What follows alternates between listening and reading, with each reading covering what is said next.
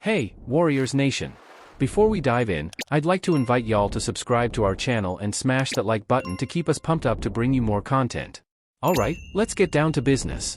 In-depth analysis of potential reinforcements to fuel the playoff race. Looking ahead to the possible matchups in the NBA playoffs, the Warriors seem finally willing to consider addressing an area they usually overlook, adding a veteran center. The last time they brought in such a player for the final 2 months of the regular season was back in 2019, when they brought Andrew Bogut out of semi-retirement. Though he didn't log many minutes, there were times when he came in handy. With each of the top 5 teams in the Western Conference boasting at least one 7-footer, it makes sense for the Warriors to go shopping. They need to fill the roster spot created by trading point guard Corey Joseph last week by February 22, and they seem content with their current guards and wings. As a secondary salary cap team, Golden State can only sign someone whose original contract was less than $12.4 million. Here are 5 centers, whose previous salaries could fit, who are currently NBA free agents or could become free agents through buyouts. DeMarcus Cousins, NBA free agent. Having spent the 2018-19 season with Golden State, Cousins knows the system.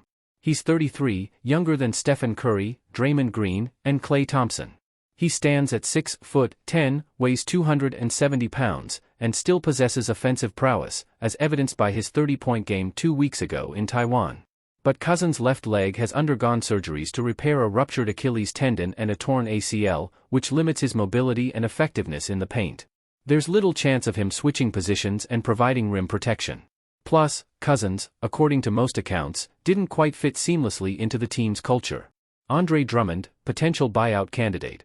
A 2-time All-Star and 4-time NBA rebounding champ, Drummond would be an enticing candidate.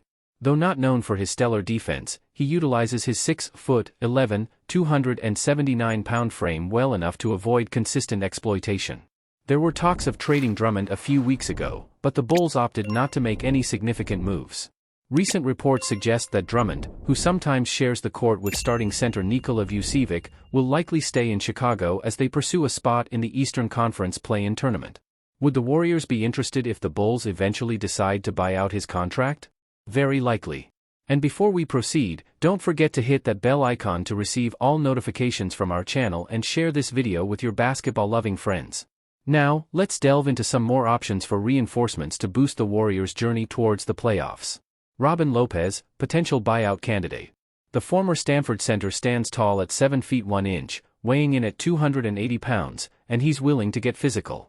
Moreover, he's the laid-back type of character that many of his former teammates have warmed up to. He'd easily fit into the Golden State locker room.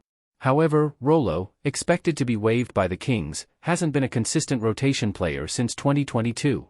He logged only 65 minutes for the Bucks this season before being traded last week. At the very least, he's a 35-year-old big man who can bang bodies with his teammates. Would the Warriors take a look if he's bought out? Probably.